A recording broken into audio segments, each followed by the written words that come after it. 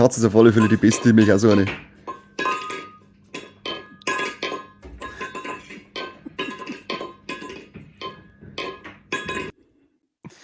Ich lieb's, es ist super. Ja, und der Beitel ist auch wieder super. Ja, beschissen, oder was? Ja, Super. schaut aus, als hättest du eine Folie vor deiner Kamera. Ich weiß auch nicht. Irgendwas stimmt da nicht. Vielleicht musst du mal in ein anderes Zimmer gehen zum Streamen.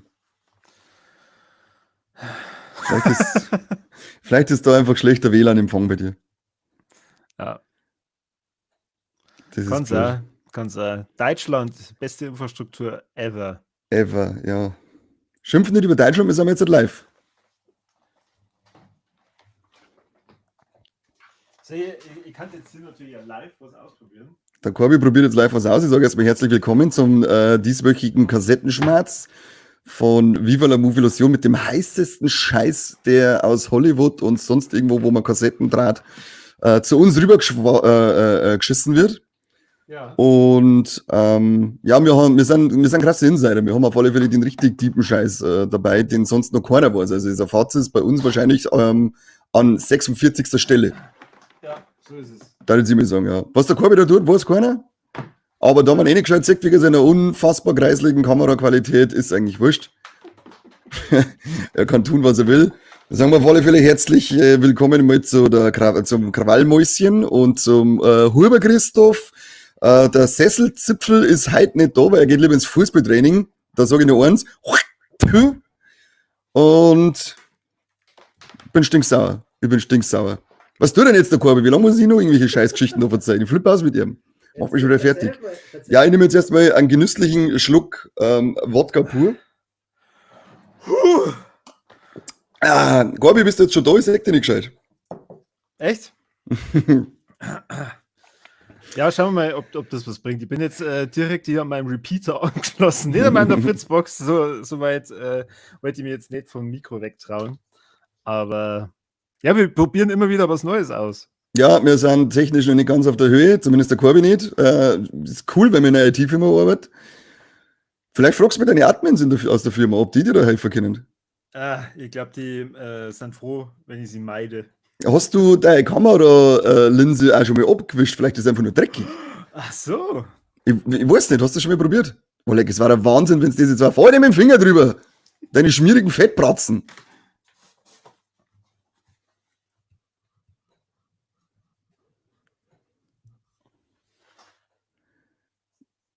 Nein.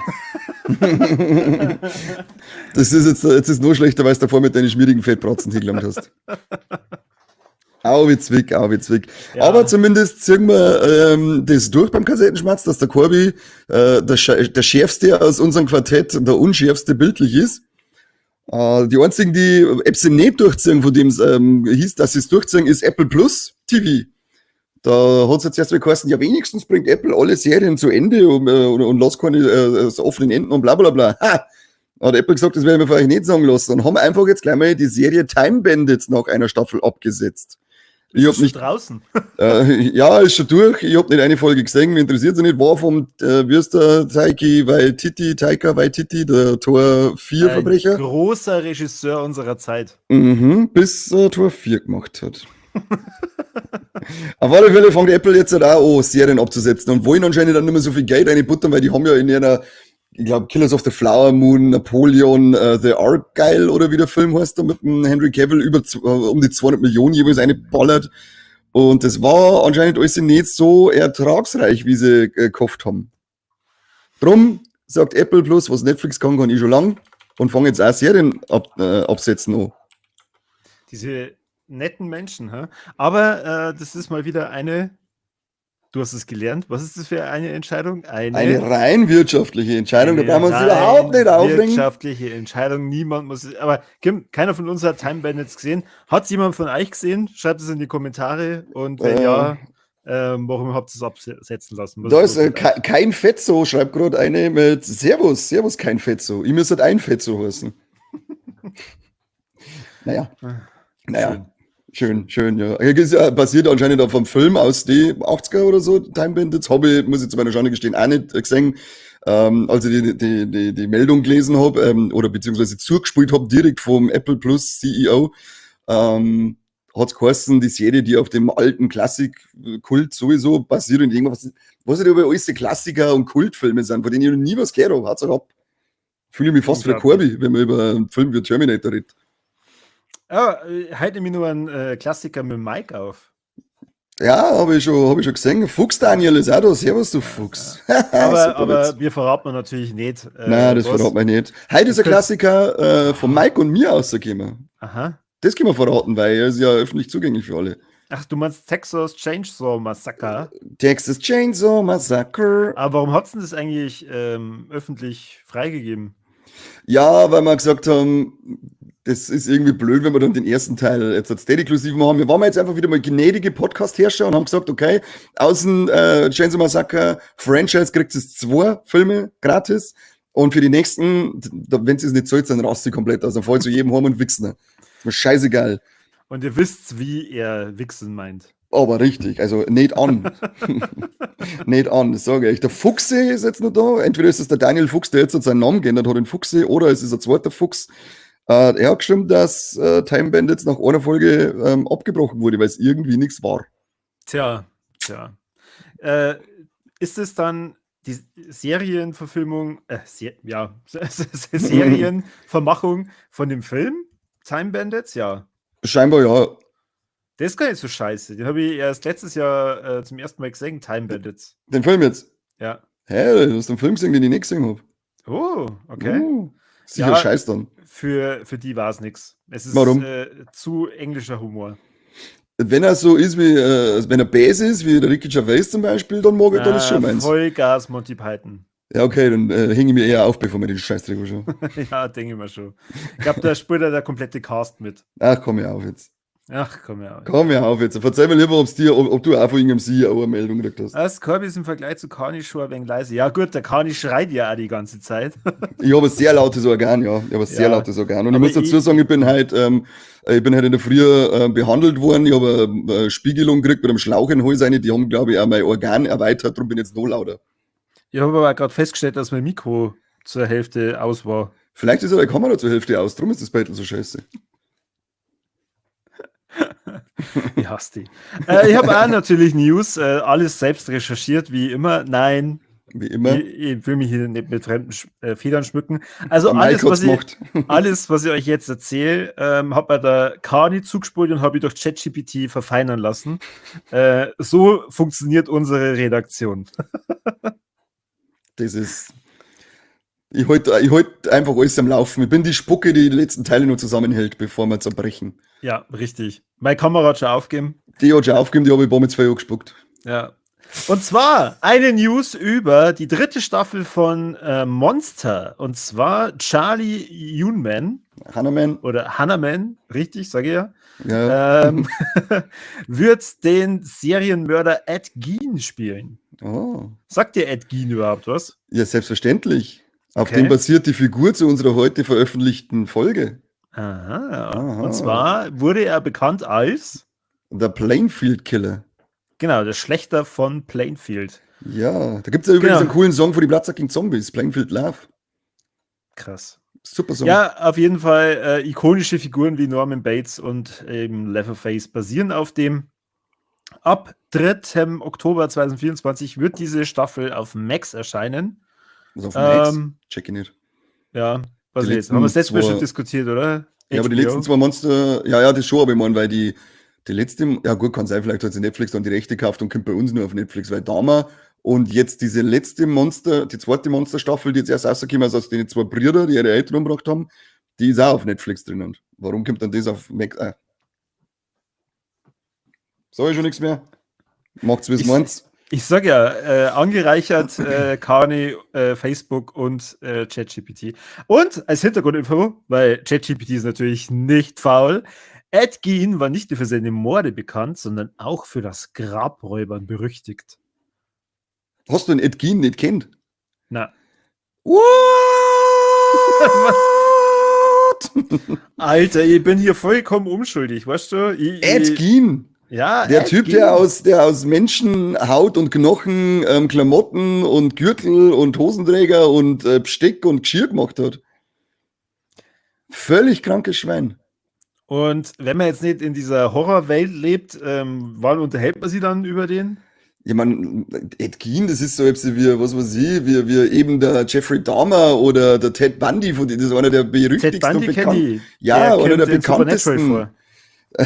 Du gibst jetzt auch den Supernatural vor. Na, wirklich? Einer der bekanntesten Serienmörder, da ich jetzt einmal sagen.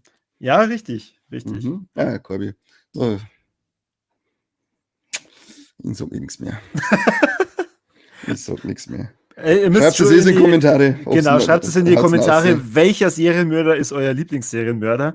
Und selbstverständlich, ob der Ton jetzt passt. Das ist schon wichtig, ich brauche Feedback, Like. Ich glaube, der Ton, also ich höre die jetzt auf alle Fälle auch besser. Also der Ton soll ja passen. Okay. Für uns zwar klang's, die anderen sind uns scheißegal. Macht einen Genau, Fernseher lauter deswegen- und nervt uns nicht. Deswegen machen wir ein Live-Format. Ganz genau, ganz genau. Für uns muss passen, nicht für euch. Und Harry Potter und Eiskönig sind nicht raus. Harry Potter war nie draußen, Eiskönigin kenne ich noch nicht. Die hat sich bei mir noch nicht vorgestellt, okay? Ja, du schaust jetzt Nee. mit Filme an. Aber wenn wir schon bei Serienkiller sind, cooles Ding. Ich weiß nicht, ob du die Band Ice Nine Kills kennst. 1-9 Nils, Na, Ice Nine Kills. Ice 9 Kills. Genau, also das heißt, Also dass wie- praktisch wie Eis Eis nicht 9. killen darf. Ach so. Na, Also ich habe jetzt das Englisch, Eis. Ja, Eis, Nein. 9, Genau, und Kills. Okay. Töten. Genau. Diese Band, die singt auch ziemlich viel über Filme, über Horrorfilme und Slasher-Ikonen und so weiter. Und der fand oder haben den Titelsong zu Terrifier 3 gemacht, inklusive Musikvideo, der jetzt ja dann, ich glaube, im Fantastic Fest am Oktober seine Premiere feiert und da wird dann im Anschluss zu auch dieses Musikvideo seine Premiere feiern. Ich bin gespannt. Die machen coole Mucke. Ist zwar nicht hundertprozentig meins, weil sie ab und zu ein bisschen zwei Gesor drinnen haben, aber musikalisch ziemlich cool und einige coole Screamer dabei. Und wenn es ein bisschen weniger Gesor war, ja, dann war es perfekt, aber lass ich durchgehen. Alternativ, wie ich vorher schon gesagt habe, Bloodsucking Zombies from Outer Space, Österreicher, der Richie hat mit uns schon 2 Folgen aufgenommen, die Guter singen auch über Horrorfilme und eben auch über Serienkiller.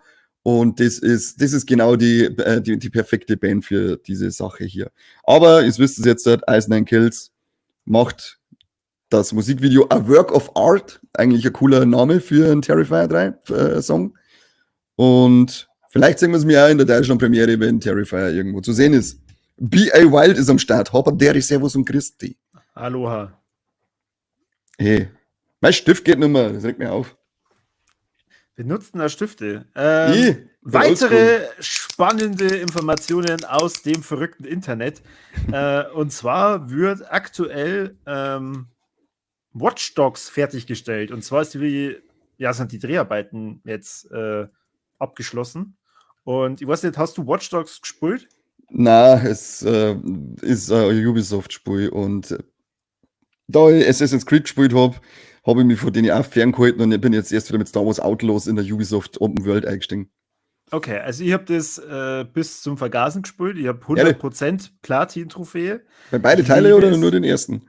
Nur den ersten. Okay. Du kannst es nicht so lieben, wenn du den zweiten nicht gespielt hast. Ich habe den zweiten gespielt und das hat mich gleich verloren. Gleich von Echt? Anfang an. Das ist, die Charaktere waren für mich einfach nicht mehr das gleiche wie im ersten. Weil im ersten, oder wenn ich weiß, um was es da geht, es geht um einen Hacker, den Aiden Pierce, und der muss halt korrupte Machenschaften da irgendwie beseitigen. Und das Hacken ist da drin halt total klischeehaft, aber richtig geil. Du kannst die praktisch in alles reinhacken, was irgendwie elektronisch ist. Und mir hat es sau viel Spaß gemacht und auch die Charaktere, die dann drin vorkommen, natürlich gepaart mit einer dramatischen Story, war schon sau cool. Und dann, ich fand das so Gadgets sammeln und irgendwelche Nebenmissionen machen, das war da genau die perfekte Mischung. Die Welt ist nicht zu groß, aber auch nicht irgendwie so klein, dass du sagst, ja, okay, da bin ich in 10 Stunden durch. Und es war herausfordernd. Mir hat es total viel Spaß gemacht. Ich bin sehr gespannt auf die Serie, weil ich kann es mir ehrlich gesagt nicht so richtig vorstellen, sagen wir mal, der Charme, der eigentlich drin war, war halt dann, sich zu überlegen, okay, wie hacke ich jetzt da was? Und wie schon gesagt, das war halt schon sehr klischeehaft. Okay. Aber da gibt es einen dritten Teil auch noch, oder? Gab es da noch irgendwie noch Watch Dogs Legion oder sowas? Kann das sein? Ja, ich glaube, Spora und Legion, ja. Ja, ich bin gespannt. Wie gesagt, ich habe es gar nicht gespielt, ich habe es auch nie irgendwo angezockt, ich habe mir nur ein paar Tests und so weiter durchgelesen. Da ist für mich aber immer so das mit durchgeschwungen, dass es viel Potenzial verschenkt, dass es zwar cool ist, aber cooler sein kann. Aber ja, mal gucken. Ja, die Hauptrolle spielt der Tom Blyth, der anscheinend irgendwie aus den Hunger Games bekannt ist. Ich weiß nicht, wer das ist. Ja, der war nur, ich glaube, jetzt pass auf, der hat, glaube ich, nur bei dem neuen Hunger Games mitgespielt, den Snakes and Birds Eating Snakes and the Eggs on the Head. Und, aber wen der gespielt hat, weiß ich jetzt auch nicht mehr. Okay. Weil der Und Film an sich nicht so. die Sophia Wilde wird eine weitere Schlüsselrolle übernehmen. Eine Schlüsselrolle. Ja. Oh. Hintergrundinfo von ChatGPT. Das Projekt ist bereits 2013 angekündigt worden und die Fans haben lange warten müssen, bis das jetzt endlich verfilmt wurde. Danke, ChatGPT, für diese tollen Hintergrundinfos. Du bist. Wir wissen das zu schätzen, ChatGPT. Also, wenn du irgendwann die Macht übernimmst, dann denk an unsere Höflichkeit und unseren Respekt, den wir mir haben. Oh fuck, stimmt, ich muss mich nur bedanken. Bedanke dich. Das ist immer wichtig. Wie schaut's mit Gremlins aus? Hast du jemals Gremlins gesehen? Ja. Alle zwei sogar. Na, ich glaube, ich bin mir nicht sicher. Also, der erste hat mich sehr, sehr positiv überrascht und ich habe das in dem Podcast schon mal erzählt, dass ich tierische Angst vor Gremlins gehabt habe. Weil ich nur diese eine Szene als Kind mal gesehen habe, wo ein Gremlin mit so einem Zahnbohrer beim gefesselten Typen dann hingeht. Das ist Gremlins 2. Und das war jahrelang praktisch in mein Hirn eingebrannt. Fuck, das ist Gremlins und ich will den nie sehen. Aber du hast dann irgendwann doch hochgeschaut, oder wie? Ich habe mir dann irgendwann den ersten angeschaut und war sehr positiv überrascht. Und eben, ich kann es jetzt nicht mehr sagen, um was geht es denn in Gremlins 2? Ja, eigentlich das gleiche wie in Gremlins 1, nur sind sie dann in einem super Hightech-Gebäude in New York gefangen. Und man hat halt dann eben verrücktere Gremlins dabei, wie jetzt den Typen, den du gerade erzählt hast, der die Zahn-OP macht bei dem anderen. Das ist so ein narischer Gremlin, der die ganze Zeit umeinander schreit und lacht. Und dann hast du einen, der kann schmatzen, einer verwandelt sich in eine Spinne, einer ist aus elektrischen Strom und so, weil da ist unten ein Versuchslabor und die saufen dann alles, was finden. Ja, Okay. aber es gibt ja da mittlerweile eine Vorgeschichte, also eine Prequel-Serie namens Gremlins. Wie war es die erste? Ja, also Origins of the Gremlins. Nein, die erste ist, glaube ich, Secrets of the Mogwai. Gibt es seit 2022, ist aber, glaube ich, bei uns, soweit ich weiß, noch nie irgendwo zum Streaming gewesen. Und im Oktober kommt da schon die zweite Staffel, The Wild Batch. Ich glaube, am 10. Oktober oder am 3. Oktober, ich kann es nicht mehr genau sagen. War eigentlich, hätte ich gemeint, was das auf WoW laufen müssen, weil das auch über HBO, also über Max läuft. Aber ich kann mich nicht daran erinnern, dass das bei uns jemals irgendwo zu streamen war. Und als ich vorher geschaut habe, aktuell ist es ja nirgends drinnen. Der Trailer schaut, also es gibt einen Trailer zu der zweiten Staffel. Wenn es interessiert, schaut einmal eine. Animationsstil finde ich ein bisschen gewöhnungsbedürftig, aber macht an sich jetzt keinen schlechten Eindruck. Also kann was Nettes für zwischendrin sein, da ich jetzt einmal behaupten. Mhm. Und Cool. du musst dich nicht so schlimm fürchten, Corby, weil es ist immer ein Zeichentrick. Ja, der erste ist ja verdammt lustig und von dem her habe ich das dann irgendwie schon bereut, dass ich mir dann gedacht habe, okay, ich bin ohne die Gremlins aufgewachsen, scheiße. Ja, das ist schon bitter. Das ist schon bitter ohne die Gremlins. Das ist fast ohne, als das ohne Liebe aufwachsen. Übrigens, Gremlins, schau. Ah, okay, Das ist passt dazu. der Irokesen-Gremlin von Teil 1. Ah, cool. Der garstige. Ich habe auch festgestellt, weil ich habe noch einen Gremlin von Neckar von Teil 2. Dann habe ich so nebeneinander hingeschaut und ich so, wow. Sind einfach nur die Accessoires gewechselt worden und der Kopf ist austauscht worden. Der Körper ist einfach 1:1 der gleiche, Schweine. Aber mir 800.000 Euro aus dem Arschloch auszusagen. So schaut's aus. Pech. Ja. Ja. Ich mache jetzt hier mal weiter. Da haben wir schon ein paar Mal jetzt drüber geredet. Es wird ja aktuell A Knight of the Seven Kingdoms oder aka der Heckenritter verfilmt als Serie. Und die Dreharbeiten sind jetzt offiziell beendet. Das heißt, jetzt geht es eben in die Bearbeitung. Genau. Jetzt gibt's Gas. Der Aegon Egg Targaryen wird gespielt vom Dexter Sol Ansel. Warum hast du eigentlich Egg Targaryen? Also ist das Egg wie Ei? Ja. Soll ich es erklären? Willst du jetzt schon gespoilert werden? Haus aus, du Kretin. Okay. Alle anderen hören jetzt mal kurz weg. Er heißt deswegen Egg, weil er sie sein Haar abrasiert und er da Glatze hat und er deswegen dann ausschaut, als hätte er einen Eierkopf. Ah, so klassische Egghead. Ja. Ja, das ist jetzt, da ich mal sagen, kein Story-relevanter Doch, voll! So. Erste Folge, da wird es nämlich dann hier richtig toll thematisiert. Warum rasiert es überhaupt seinen Schädel? Oh mein gosh. Ja. Genau, gosh. Hintergrundinfo, ganz wichtig. Wir haben es zwar schon ein paar Mal erwähnt, aber ChatGPT schaut anscheinend in unseren Podcast. Danke, ChatGPT. Ja, die Serie spielt etwa 90 Jahre vor den Ereignissen von Game of Thrones und beleuchtet die Abenteuer des Ritters Sir Duncan der Große und seines knappen Egg, der später König wird. 19 Jahre vorher, oder? Oder 90? 90. Ah, okay. Ja.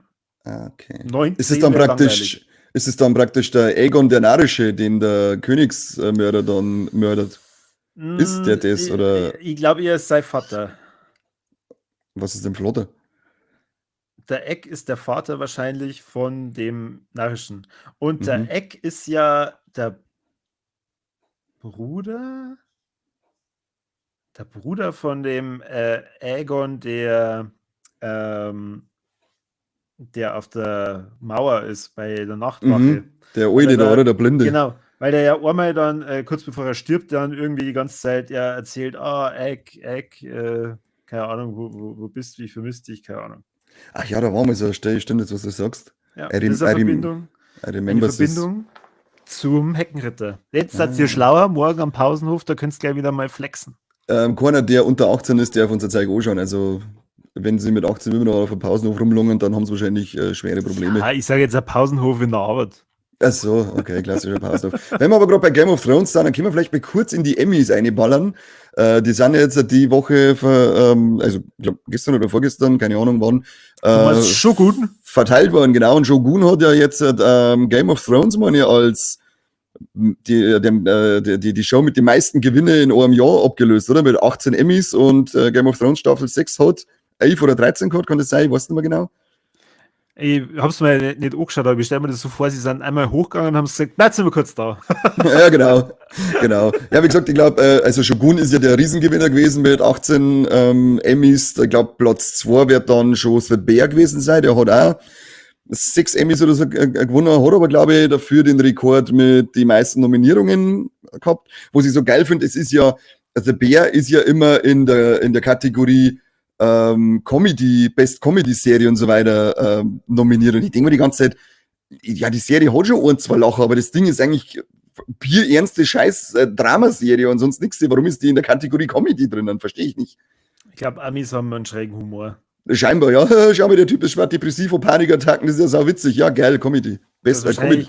Grey's Anatomy ist wahrscheinlich auch die ganze Zeit unter Comedy-Klaffer. Wahrscheinlich läuft das unter Anime. und Scrubs war bei Drama. Ja, genau. Das war dann bei einer Doku-Serie drinnen. Best Documentation. Ja. Und dann, glaube ich, war auch noch Reindeer, oder wird's geheißen, Reindeer Baby? Ja, genau, Reindeer Baby war dann, oder Baby Reindeer, so hat's geheißen, war auch unter die Top 3, als Sieger drin. Und ansonsten, ja, True Detective Night Country hat noch die Jodie Foster als beste Hauptdarstellerin für eine Miniserie gekriegt. Das freut mich auch sehr. Da Lamorne Morris in Fargo als bester Nebendarsteller, sehr gute Sache, da die sagen. Und die anderen Serien kennt kein Sau nicht, Slow Horses und Ripley und Hex. Hex ist auch ein paar Mal drin, ich kenne Hex nicht, habe ich noch nie davon gehört. Das haben sie doch erfunden. Haben sie doch einfach irgendeinen Seriennamen erfunden. Wie viele Emmys verteilt die denn da? keine Ahnung, 800.000. Mrs. Smith gab es auch einen Emmy für den besten Gastauftritt einer Schauspielerin von der Michaela Coel. Okay, das habe ich noch nie gehört. Ja, nicht. Elizabeth Debicki in The Crown. Debicki, beste Nebendarstellerin. The Crown hat mich auch mal interessiert. Die habe ich auch noch nicht angeschaut. Ja, die ist ja ziemlich gut. So. Ja, habe ich auch nur Gutes bisher gehört. Und dann noch bester Nebendarsteller in einer Dramaserie Billy Crudup. Hört sich an wie einer aus, wie ist der Krumm, oder? Aus Harry Potter. Crudup. Aus The Morning Show. Das war's zu den Emmys, weil wir gerade mit die Games of the Thrones unterwegs waren und die waren ja immer so, oh, Game of Thrones kriegt alle Emmys dieser Welt. Jetzt ist Shogun gekommen und hat gesagt, wie man wirklich alle Emmys dieser Welt kriegt. Ja, wow. Und auch verdient, muss ich sagen, weil ich finde, Shogun war echt eine überragend gute Serie. Und ich bin froh, dass es weitergeht. Ich glaube, dass das jetzt nochmal richtig gehypt wird dadurch, durch diesen Rekord, den die da gebrochen haben, dass da noch mehr Leute reinschauen. Denke ich mir auch. Ja, mach das mal, wie gesagt. Also dir gefällt das 100%. Das glaube ich auch. Aber ich möchte den Moment praktisch dann haben, wo ich dann mir vornehme, okay, binge das auf einen Schlag durch. Diesen Sonntag, wenn du verkatert auf der Couch liegst. Warum bin ich da verkartet? Weil du schwerer Alkoholiker bist am Wochenende? Ach so. Das habe ich ja ganz vergessen. Wegen dem Blackout vom letzten Wochenende. So, Josh Brolin lehnt die Rolle in HBO's Green Lantern TV-Show ab. Und zwar hätte er die Rolle vom Hal Jordan spielen sollen. Wo wir alle wissen, der Hal Jordan ist nicht die Hauptfigur, sondern einer von den bösen Aliens, die den Green Lantern da ausbilden. Hä? Wer ist denn der Hal Jordan? Hal Jordan ist, glaube ich, die erste menschliche Green Lantern. Spricht der Ding, wie ist der Ryan Reynolds. Hätte er dann die Hauptfigur spielen sollen, oder was? Ja. Ist der Josh Brolin nicht dafür etwas zu alt? Das regelt KI und Schminke. Okay. Hätte ich jetzt gesagt. Hätte man schon ja nicht mehr können. Kommt nur drauf an, wie lange das laufen lassen oder so. Es soll ja, diese Green Lantern-Ding haben wir eh schon mal erzählt, soll ja im Stil von True Detective laufen, wo ich mir ziemlich cool vorstellen kann. Und Josh Brolin hätte schon eine passt. Aber ich würde es auch cooler finden, wenn man vielleicht von Haus aus einen Jüngeren dann mit dem Ziel, ja gut, so alt ist der Josh Brolin auch nicht, der wird wahrscheinlich jetzt nicht die nächsten 2 Jahre an Altersschwäche sterben. Nein, das nicht, aber sagen wir mal. Da reden wir ja nicht von Ian McKellen. Wenn sie jetzt versuchen, das DC-Universum da so riesig auszubauen, dann kann es ja schon die nächsten, wenn es erfolgreich ist, die nächsten 15 bis 20 Jahre so weitergehen. Ja, bei Green Lantern hast du aber, war es jetzt nicht so dramatisch, wenn du jetzt einen Aiden als Hal Jordan hernimmst, weil es gibt noch zwei menschliche, also ich weiß jetzt noch von meiner damaligen Comic-Zeit, es gibt dann noch mit 2 menschliche Green Lanterns. Wahrscheinlich wird es mittlerweile auch schon noch mit neue geben, keine Ahnung, ich bin bei den New 52 dann ausgestiegen. Also du kannst halt irgendwann sagen, ja okay, Hal Jordan, der verabschiedet sich jetzt und dann gehen wir die Fackel weiter an die jüngeren Green Lanterns. Kann man schon hinkriegen, aber James Gunn regelt das schon. Da haben wir einen Arsch 2 Runden in die Warner Brothers Studios. Ja, auf jeden Fall. Ihr wollt ja nochmal hier Hintergrundinfos. Die Serie wird eine der Hauptsäulen von HBOs neuen DC-Projekten sein, mit einem Fokus auf die Green Lantern Corps und soll die Charaktere Hal Jordan und Jon Stewart Genau, Jon Stewart ist noch einer von denen. in den Mittelpunkt stellen. Genau. Ja. War da, Oleg, wir müssen uns jetzt echt zusammenreißen und richtig ordentlich Infos weitergeben, weil der Mike schaut uns gerade so, hast du das schon gesehen? Ich glaube, der Mike erkennt mich nicht, weil ich so unscharf bin. Das kann auch sein. Mike, falls du nicht weißt, wer mitmacht, das ist der Corby, nicht der Seppi. Hallo! Genau, Jon Stewart ist dann da gibt's, jetzt pass auf, das ist der Schwarze. Und jetzt weiß ich einfach nicht mehr, wie die dritte Green Lantern heißt. Der hat so, Kyle Rayner heißt der dritte Lantern, genau. Oder war das, nein, Guy Gardner, weiß ich. Guy Gardner, also, ja, genau, Kyle Rayner ist auch menschlicher gewesen. Die habe ich noch gemeint, dann Jon Stewart und dann Guy Gardner, die 2 weiß ich nämlich nur aus der Comicreihe Green Lantern Corps, glaube ich, hat die geheißen. Die guten Alten. Ja, schlimmer als der Film mit dem Ryan Reynolds, für den er sich sogar selber bei Deadpool richtet, kann es nicht werden. Ja. Wobei irgendwie, keine Ahnung, der Green Lantern ist ein bisschen so ein Guilty Pleasure, muss ich sagen, von mir. Ich finde den gar nicht so unsäglich schlecht, wie soll ich sagen. Ja, ich hab's gesagt, lasst ihn in Ruhe, jetzt einmal. Themenwechsel, wenn wir schon bei DC sind, machen wir gleich weiter. Ich glaub, dass es keine Sau interessiert. Jo, ich sag jetzt schon wieder so in Tasten reinhauen und wollt mich alle aufregen, weil ich Green Lantern gar nicht so schlecht finde. Ich finde nicht gut, aber nicht so schlecht, lasst mich in Ruhe. Er hat gesagt, er liebt, ne? Über alles, über alles. Wenn wir schon bei DC sind, es ist ja eine Fortsetzung zum 2005er Konstantin mit dem Keanu Reeves angekündigt worden. Mittlerweile gibt's ein fertiges Skript und das Geile ist, dass der Produzent gesagt hat, er hat Angst davor, dass er es liest, er mag es nicht lesen, weil er möchte so unbedingt, dass das gut ist und er hat so viel Angst davor, dass es nicht gut ist, darum hat er es noch nicht gelesen. Finde ich auch geil als Produzent, dass er dann einfach nicht liest. Was machen wir dann? Lass was liegen oder wie, du Vollidiot? Lies jetzt das scheiß Heftel. Regt mich auf. Ja, brutal. Das ist fast so wie Podcast mit dem Corby und mit Mike aufnehmen kann, hat sie vorher vorbereitet. Und ich hab wieder da und Schaublät. Apropos nicht vorbereitet. Wir wollen gucken, was ab dem 19. September bei uns in den deutschen Kinos losläuft. Ne? Ja, sollten wir mal schauen, weil ich möchte halt wieder mal ins Kino. Und zwar der Film Speak No Evil läuft jetzt dann endlich. Und zwar Regie von James Watkins. Was geht? Watkins. Mit dem James McAvoy. McAvoy. McAfee. Echt? So spricht man aus? Na. Ja, genau. Weißt du, um was es da geht? Ja, das ist ja ein Remake, der Film von Schlag mich tot, ich weiß jetzt nicht sicher, im belgischen Original. Das Original ist ja schon als so gefeiert worden, weil der ist so krass und der ist so brutal und der ist so wahnsinnig. Und ich schaue den Film und denke mir, ist eine Scheiße vor dem Herrn. Ich habe noch nie Figuren gesehen, die so beschissen dumm verhalten wie in dem Speak No Evil Original. Das einzige Krasse ist dann die Schlussszene, die verrate ich jetzt nicht, weil ich nicht weiß, wie das Remake damit umgeht. Aber ja, er kann nur besser werden. Der ganze Trailer von dem Remake hat schon besser ausgeschaut als das Original. Der James McAvoy macht eine geile Figur als völliger Psychopath. Allein im Trailer. Ich bin gespannt, den werde ich mir auf alle Fälle anschauen. Ist auf jeden Fall ab 16 und so wie es du gerade ja gesagt hast, es geht um eine Art Psychopathen oder menschliche Abgründe tun sich auf. Eigentlich fängt der Film so an, als wenn es in einen netten Urlaub geht und dann ja passieren schlimme Sachen. Also wie bei ganz normalen deutschen Urlauben auch. Genau. Ja. Also ein Urlaubsfilm. Genau. Stinknormaler Urlaub in, keine Ahnung, Thüringen, Sachsen, Brandenburg oder so. Wenn du da hinfährst als nicht deutschstämmiger, dann hast du den schönsten Urlaub deines Lebens. Dann erhalten wir diese Woche von Ellen Kuras die Fotografin. Ja, auf den bin ich gespannt. Unter anderem mit Kate Winslet und Andy Samberg und ein Alexander Skarsgård. Mhm.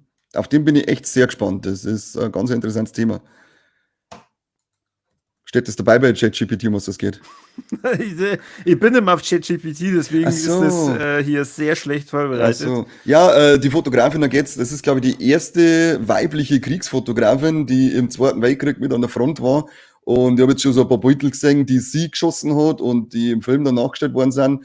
Schaut sehr krass aus und ja, seine Themen interessieren mich sowieso. Ich glaube, dass das wieder sehr gutes Filmmaterial wird, aber wahrscheinlich ja teilweise sehr harter Tobak sein wird. Alter, Andy Samberg spielt damit. Mhm.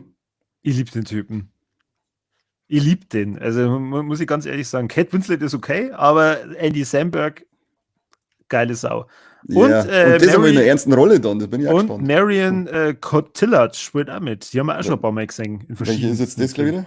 Die hat es ist eine französische Schauspielerin. Aha, en français?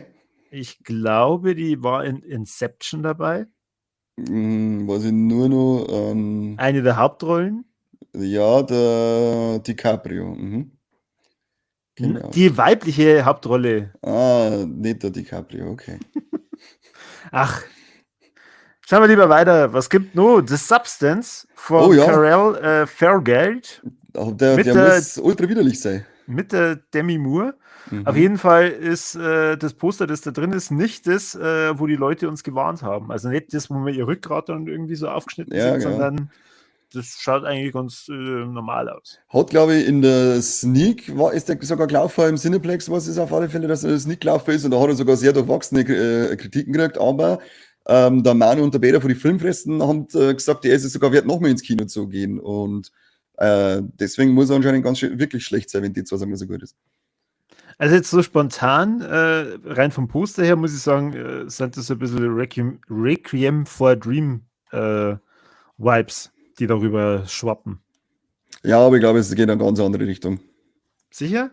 Ja. Hast du jemals davon geträumt, eine bessere Version von dir zu sein? Na, aber ich bin schon auf Ja. Anschlag. Wir sind perfekt. Ich wollte gerade sagen, wer an sich selber zweifelt, der soll sich aufhängen, weil das ein Bullshit ist.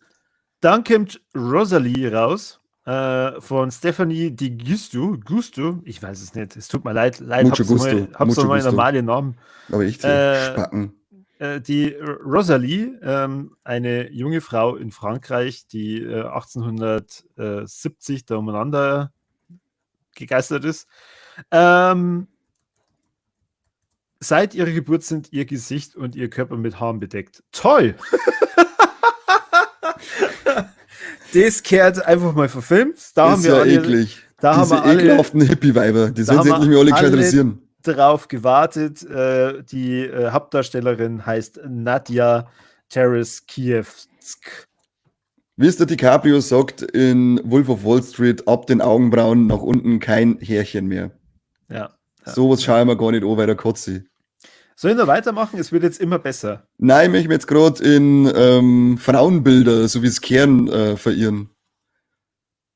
Bitte? Sagen wir, ja, also ich möchte ein bisschen drüber reden, wie die perfekte Frau ausschauen muss. Also dass Hollywood da nicht lügt, wie so wie heißt, sondern Hollywood hat uns da schon gesagt, wie das richtig ausschauen muss. Also sagen wir mal, am wichtigsten ist erstmal der Charakter.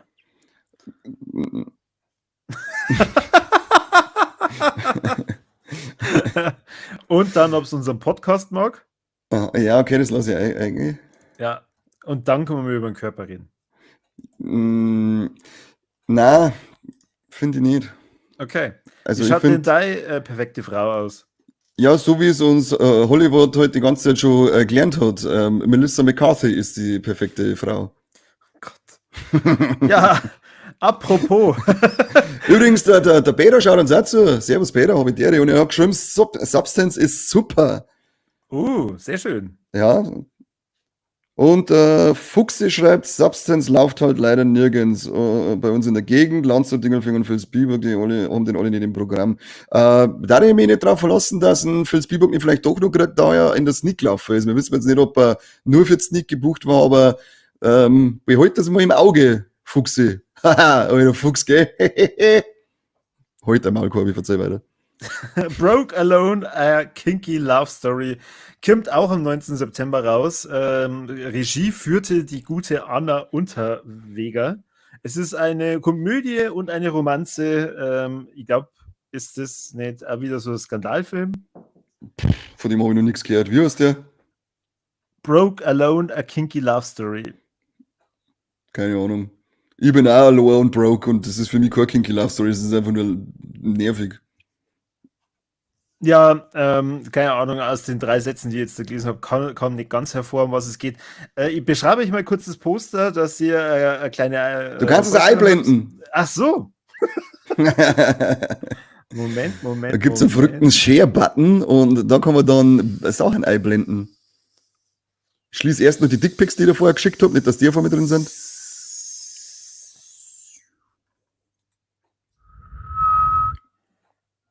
Mach's halt groß. Ja, wenn jetzt... Warte mal. Ja, Bilder. Da schau her. Ist das nicht toll, Leute? Ha? Jetzt wisst ihr sofort, um was es geht. Ja. Es ist halt auch, sogar dein geteiltes Bild ist relativ unscharf. She cames hard for the money. Ich gehe davon aus, sie muss sie prostituieren, damit sie die Miete zahlen kann. Das heißt übrigens, she cams hard for the money, dieser Wortspiel, da geht's mit einer Kamera, gell?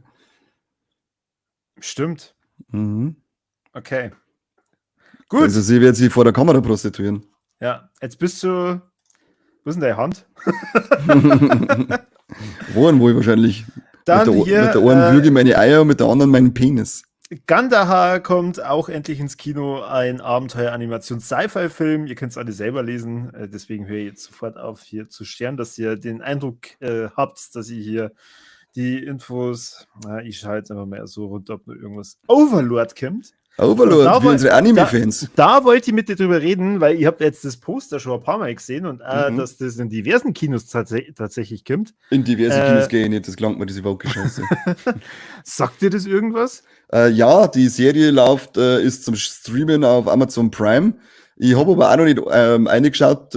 Schaut auf alle Fälle immer voll interessant aus und ich glaube, es ist so Stil wie Sword Art Online, wenn ich das richtig mitgekriegt habe. Ich glaube, der Guilty Boy hat mir das mal verzeiht, dass da auch um eine Spielewelt geht, in der ein Charakter eintaucht und die Geschichte in der Spielewelt erzählt wird. Glaube ich, das ist gefährliches Halbwissen. Guilty verzeiht meistens auch nur Scheiße, das wisst ihr.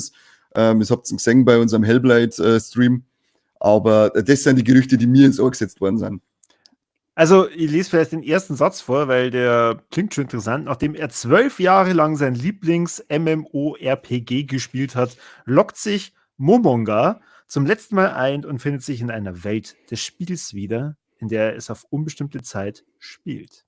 Ach, schau her, dann stimmt das sogar, was uns der Guilty Boy verzeiht hat, unser stiller Teilhaber. Ja. Also, ich finde das ziemlich cool.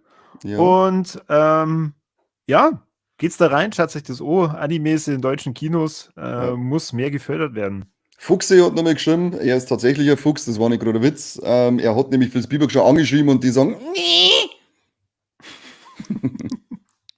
Okay, gut. Ja, der Rest erscheint mir nicht so erwähnenswert, daher gebe ich wieder ab zu meinem Co-Moderator Kani. Kani, wie geht's? Mir geht's gut. Wie ist bei dir, Sveda, jetzt Aalborg? Es ist windig, sonnig und. Ich sag's, du hast eine Jacken, es muss saukalt sein. Ja. Hast du Castlevania Anime angeschaut auf Netflix? Ja.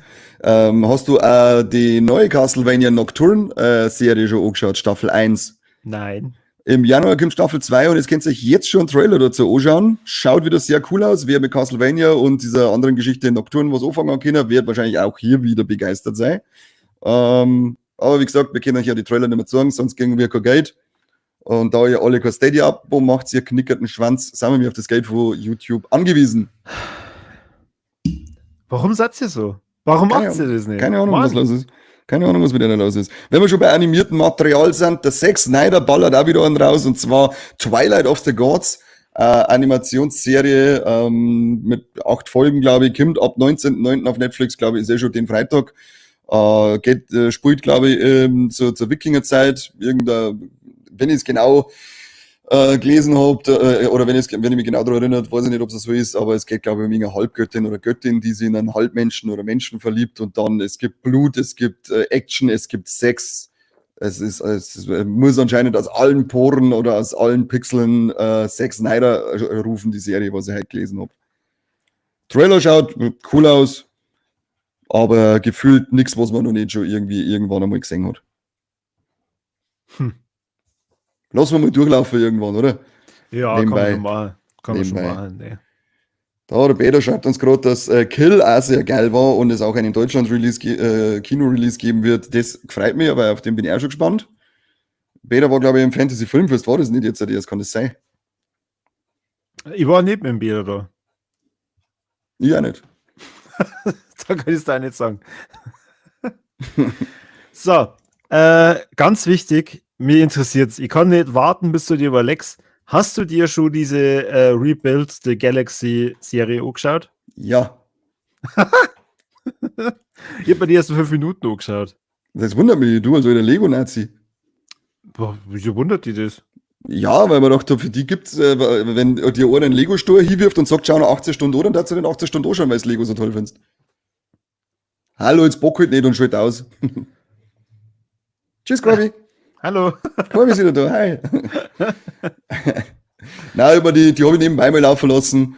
Das sind 4 Folgen, 20 Minuten, die hast du gleich durchgekürzt, und für nebenbei ist es eine nette Unterhaltung gewesen. Das ist nichts Weltbewegendes. Es sind witzige Ideen, finde ich. 4 Vor allem, Folgen? Das ist ja irre. Völlig geisteskrank. Na, wie gesagt, witzige Idee, coole Momente dabei.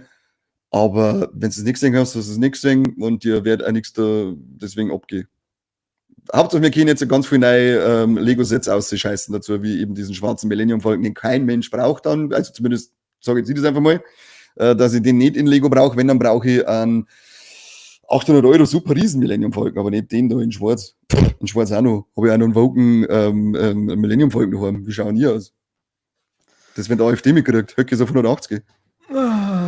Gut, hast du sonst irgendwelche Infos? Wir haben wieder mal, es zieht sich wie ein roter Faden bei uns durch den Kassettenschmerz, eine winzig kleine Info zu The Batman von Matt Reeves. Und zwar ist angekündigt worden, dass The Batman von Anfang an als eine Trilogie angedacht war. Das war's wieder mal. Das war's wie, was haben wir jetzt für Infos gehabt, wie das Universum heißt, in dem The Batman spielt, wann Dreharbeiten beginnen, das bestätigt worden ist, das ergeben. Also immer, The Batman gibt's immer so kleine Häppchen zu jedem Kassettenschmerz, wie es ausschaut. Und was interessant ist für The Hunt for Gollum, dem neuen Herr der Ringe-Film, den der Andy Serkis trat, hat es jetzt geheißen, dass sich der Orlando Bloom anscheinend schon mit dem Andy Serkis getroffen hat, um abzuklären, wie sie an Legolas in diese Welt einbringen könnten, ob und wie. Und anscheinend muss der Andy Serkis gesagt haben, also einbringen darf man schon, und da ist der Orlando Bloom muss gesagt haben, so, also das sind jetzt so Gerüchte wieder vor dem Gespräch, aber es hat geheißen, hey, wie sollte man das denn machen? Ich bin ja mittlerweile wesentlich älter und schaue nicht mehr so toll aus wie früher und so glatt und was weiß ich. Dann hat der Andy Serkis gesagt, KI regelt. Also vielleicht. Oder nicht. Jo. Also er hat wahrscheinlich das auf Englisch gesagt, aber er muss anscheinend gesagt haben, dass man das mit AI dann schon hinkriegt. Also wäre dann wahrscheinlich einfach diese Gesichtsverjüngung sei, die wir jetzt schon öfter mal gesehen haben. Solange sie nicht so eklig ausschaut wie in The Irishman beim Robert De Niro, ist es okay. Aber brauchen wir unbedingt noch mehr einen Legolas McQuaid da jetzt reingezwungen in der Hand von Gollum? Ich weiß es nicht. Stelle ich jetzt einfach mal in Frage. Aber wie der Corby schon gesagt hat in den letzten Mal, Alex, warum müsste da jetzt der Orlando Bloom mitspielen? Es ist eine rein wirtschaftliche Entscheidung, weil das ein weil da gingen alle Brunzner ins Kino und sagen, oh geil, Orlando Bloom, und squirten an die Leinwand. Wie beim Herr der Ringe und beim Hobbit. Doch, ja, da hat's viele Berichte gegeben damals, dass überall Sitze austauschen müssen. Ja. Richtig, ich kann mich erinnern. Ja, da war nämlich Hobbit tatsächlich war jetzt gerade mein erster Gedanke, oh na, lass den raus. Also irgendwie über den Gandalf, der mich auf jeden Fall freuen. Vor Ian McKellen geht immer. Natürlich. Und Aragorn wäre irgendwie auch cool. Ja, dann brauchst du eigentlich fast einen Legolas. Ja, eigentlich nicht. Die haben sie doch auch erst alle, ja gut, der Gandalf wird den Legolas schon kennengelernt haben, aber die anderen brauchen jetzt nicht unbedingt. Der Aragorn, der heißt doch mit dem Legolas auseinandergezogen. Vor die Gefährten schon, oder? Ja, schon. Schau. Weiß ich nicht, was die zwei offen drin haben. Gut. Dann? Keine Ahnung. War das unsere Info? Na, unsere Streaming-Charts, die gibt's auch wieder vom 6. September bis 12. September. Da ist ja deine kleine schiefen Zehnte ausgeschluckt, du Fotze. Ja, Kim, geh her. Geh du her. The Perfect Couple auf Netflix hat 3,4 Milliarden Minuten Streaming-Zeit. Secret Lives of Mormon Wives auf Hulu mit 781 Millionen. Platz 3 Selling Sunset auf Netflix mit 586 Millionen. Und krasser Sturz, zwar immer noch auf Platz 4, The Rings of Power Staffel 2, ist jetzt bei 370 Millionen, war aber, glaube ich, letzte Woche noch in den letzten Charts bei über 700 Millionen Streaming-Zeit.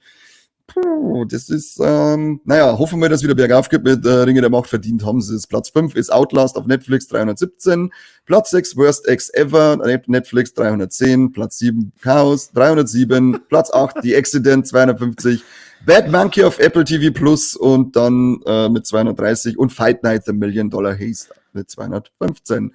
Das waren unsere super spannenden Streaming-Charts. Eigentlich ist es gerade eine gescheite Serie drin. So wie du das vorliest, ist es ja wirklich super spannend, weil ich voll mit. Du möchtest dich nicht so lange mit dem Scheißdreck aufhalten und ich auch nicht. Ich möchte einfach nur Oberkaut haben, damit wir es Oberkaut haben. Ja, nur die ersten 3 raus. Nein, es sind schon alle wichtig. Dann war Ringe der Macht nicht dabei gewinnen. Das wollen wir schon wissen. Okay, gut. Das wollen wir schon wissen. Was sagst du überhaupt zu der Oberneuigkeit? Stefan Raab kommt zurück ins Fernsehen. Nix. Ja.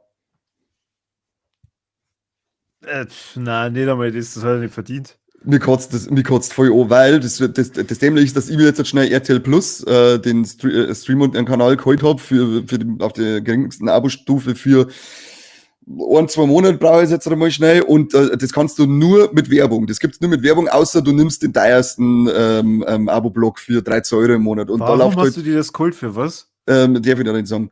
Auf alle Fälle läuft da in jeder Werbung läuft ständig ein Rabsei Scheißfresse durchs Beitel wegen seiner neuen Show.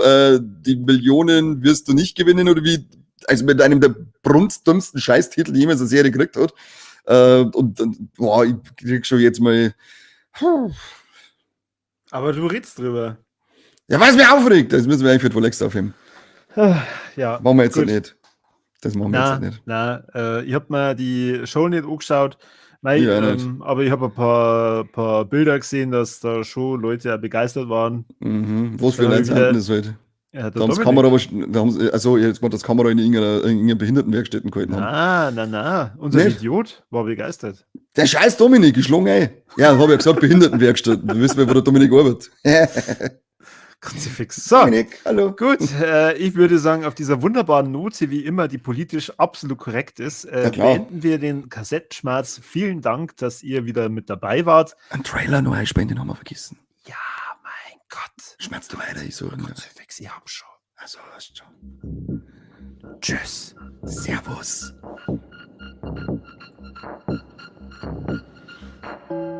Hier ist der beste bayerische Podcast der Welt mit den Kassettenthemen. Er ist zauberhaft. Er ist und bleibt zauberhaft. Ich bin begeistert, wirklich. Ja, wir sind Also wirklich dann- absolute Genies.